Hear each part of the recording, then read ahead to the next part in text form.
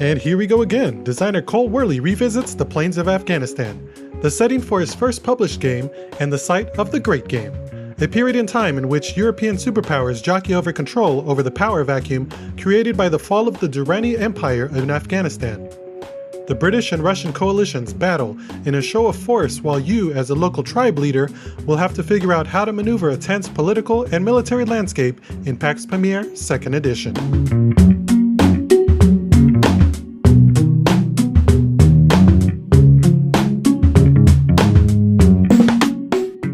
The board is set up as a blank slate, and a semi-constructed deck makes up the market.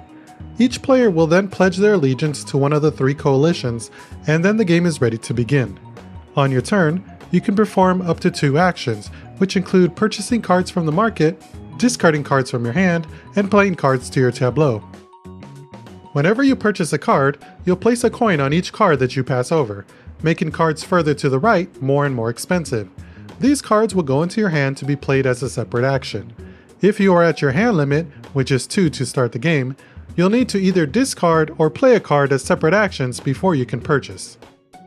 Every card is associated with a location on the board. In order to play a card to your tableau, you must either control the region by having the most tribes there, or pay a bribe to the ruling player holding the control marker. Whenever a card is played, units will be deployed according to the icons indicated in the upper right-hand corner. The number of units placed corresponds with the star rating of the card. Camels place roads adjacent to the card's location from the coalition that you are loyal to. Roads are used by armies to travel between regions. Swords create armies in the region from the coalition that you are loyal to. Blocks will always represent a coalition unit, either roads or armies. Eyes will create spies, which are taken from your player board and placed on any player card in any player's tableau, matching the area of the card just played. Deploying spies will allow you to carry out acts of espionage later. Towers deploy tribes from your player board to the region. Tribes will aid you in gaining control.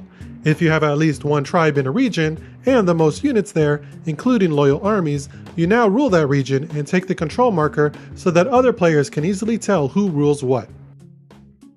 Occasionally, a leverage icon will appear and cause you to take 2 coins from the bank. This is the only way for money to enter the game, but if that card is ever discarded, you must pay the coins back. And finally, if a climate symbol is played, you will change the current climate to the matching symbol. Buying and playing cards will set up your position on the board, but many of the cards will also give you access to more action options as well. Each of these actions counts towards your action limit, and each card can only be activated once, even if there are more than 1 actions listed on it. The tax action allows you to take coins on the market cards or from players that have cards in their tableau from regions that you rule. The number of coins that you take is equal to the star rank of the card that you activate. You can protect yourself from taxation by having yellow economic cards in your own tableau. The build action allows you to place up to 3 armies or roads in a region you rule. Each unit placed will cost you 2 coins. The gift action allows you to purchase a gift for your coalition. This will increase your influence with them and give you a better chance at victory if your coalition comes out on top. The betray action allows you to assassinate a card where you currently have a spy, including cards in your own tableau. Some targets are wanted by certain coalitions, and you can claim them as a loyalty prize, which gives you more influence with them. The move action allows you to move armies or spies. You can move armies from the coalition that you are loyal to over matching roads. Keep in mind that multiple people can be loyal to the same coalition, so multiple people can move the same armies. Finally, the battle action allows you to remove units from a location where you have armies or spies. You can't target armies and roads from your own coalition, or tribes who share the same loyalty, and the number of units you remove is equal to the star rank of the activated card. The climate can have a large impact on the flow of the game, because card actions that match the current climate do not count against your 2-action limit.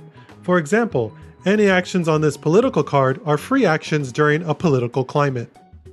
The biggest change from the first edition is how the victory condition is handled. Whenever one of the 4 dominance cards is purchased from the market, a dominance check will happen.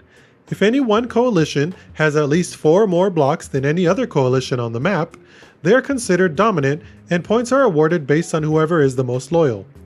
The player with the most influence scores 5 points, the next scores 3, and the third scores 1. If, however, no coalition proves dominant, points are instead awarded based on the number of discs each player has deployed. Whoever has the most gains 3 points, the next scores 2 points, and third scores 1. If, after scoring, any one player has 4 or more points than the next highest player, the game immediately ends and the player is declared the winner. Otherwise, the board is reset by removing all pieces from the map and play will continue until the 4th dominance card is played. If you're familiar with the first edition of the game, you might notice that there are a lot of similarities between the two. And that's a good thing. There aren't a lot of games that I'm aware of that deal with the political control of Afghanistan, or that tackle the dynamic of overlapping political allegiances. The revised victory conditions do take a bit of edge off, which can reduce some of the tension, but it comes at the benefit of added clarity. No longer do you have to squint at the board to parse information in order to tell who is in position to win. It's much easier to tell who is doing well by glancing at the coalition block track or the different player boards. It's a boon to newcomers indeed. This might be a turnoff to veterans of the first game, but be assured that Pax Pamir 2nd Edition still excels in exploring the nebulous realms of power and personal agency. Allegiance to a superpower must be balanced with your own sense of preservation. In fact, because of the post-dominance check resets, it's more likely that players will switch allegiances, creating more room for negotiations and shifting alliances between players. The fact that the 2nd edition will come with an actual map, well laid out player boards, and improved production all around is almost enough reason to consider picking it up. But, given the improved clarity and graphic design, it also becomes an excellent entry point into the world of historical Afghan politicking. And honestly, doesn't that just sound like fun?